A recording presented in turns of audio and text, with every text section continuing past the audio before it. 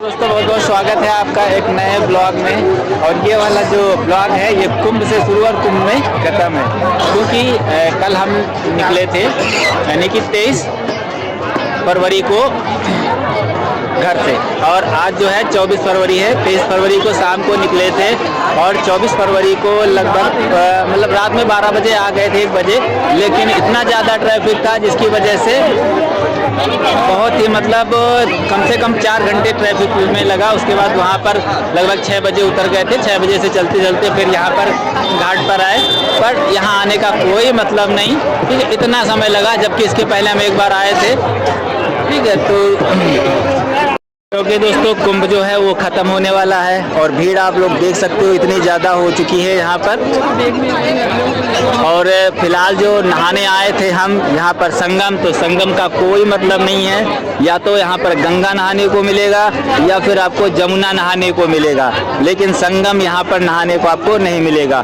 क्योंकि जहाँ पर संगम यानी कि गंगा, जमुना और सरस्वती तीनों नदियाँ मिलती हैं, वहाँ पर बंद कर दिया गया है जाने के लिए।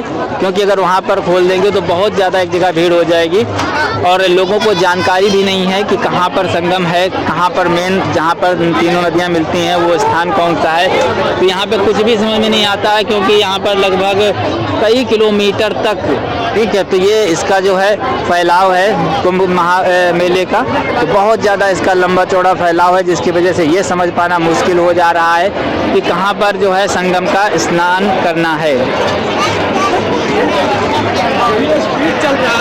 तो इसके पहले हम आए थे तो भी ऐसे ही गंगा का स्नान करके चले गए थे, हमें तो बिल्कुल ही जानकारी नहीं थी। बाद में पता चला कि जो है संगम दूसरी जगह पर है। पर आने के लिए कुछ गाड़ियां तो आती हैं, लेकिन कुछ गाड़ियां नहीं आती हैं, मतलब ज़्यादातर गाड़ियां बाहर ही रुक जाती हैं। अपनी खुद की गाड़ी है तो किसी ना किसी तरह से अंदर आ जाओगे, वरना 4-5 किलोमीटर 6 किलोमीटर आपको पैदल चलना पड़ेगा।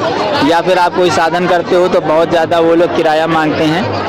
तो आप अपने खुद के साधन से यहाँ पर आए तो ठीक है, क्योंकि अब तो जब तक ये ब्लॉग पड़ेगा तब तक कि मान चलिए कुंभ खत्म हो चुका है।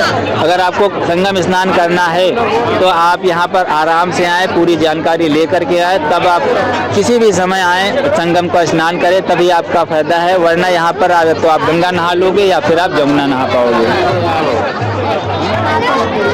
तो आए थे हम यहाँ पर जमुना, गंगा और सरस्वती का यानी कि संगम का स्नान करने, बट आज भी जो है यहाँ पर संगम स्नान नहीं हुआ है। यहाँ पर सिर्फ मान लीजिए जो है जमुना जी का स्नान हुआ है। किस दिशा से आए हमें खुद नहीं पता होता है, इतना ज़्यादा यहाँ पर कंफ्यूजन हो जाता है, इतना बड़ा है तो इसका कोई मतलब नहीं है। फिलहाल ये है कि हम यहाँ पर आए कुंभ के मेले में, बस इतना ही है, इससे ज़्यादा कुछ यहाँ पर नहीं है। तो चलिए फिलहाल जो है अब हम हमारे साथ में कई लोग आए थे, हमारी वाइफ थी, एक बच्चा बिटिया थी और एक बिटिया जो है रास्ते में स्कूल उल्टी हो रही थी तो मौसी के यहाँ रुक गई।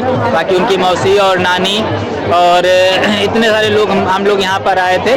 तो कल गाड़ी करी थी 4 पहिया, ठीक है, तो लगभग 5-5.5 हज़ार रुपये किराया लिया हुआ है, पर बात हुई थी। तो अभी जो है यहाँ पर हम स्नान कर चुके हैं और अब हम जो है वापस घर को जाना है। लेकिन जब आप लोग यहाँ पर आए स्नान करने के लिए तो फिर आप क्या करें कि यहाँ पर पहले संगम का स्नान करें और यहाँ पर लेटे हुए हनुमान जी के दर्शन होते हैं। तो जब तक आप संगम स्नान करके लेटे हुए हनुमान जी का दर्शन नहीं करते हो तो आपका संगम स्नान भी पूर्ण माना नहीं जाएगा। तो बस यहाँ का यही नियम है। अगर आप इस नियम के साथ यहाँ पर आकर के स्नान करते हो तो आपका मंचली स्नान पूर्ण माना जाएगा। तो चलिए बस इस ब्लॉग को यहीं पर ख़त्म करते हैं। जैसे तैसे हमने आपको कुछ बातें बताई, हल्की फुल्की आवाज़ आपको आ रही होगी, पूरी आवाज़ नहीं मिल पा रही, इसके लिए क्योंकि माइक लगा नहीं हुआ, माइक लगा होता तो शायद आपको क्लियर आवाज़ मिलती। चलिए मिलते हैं आपको एक नए ब्लॉग में।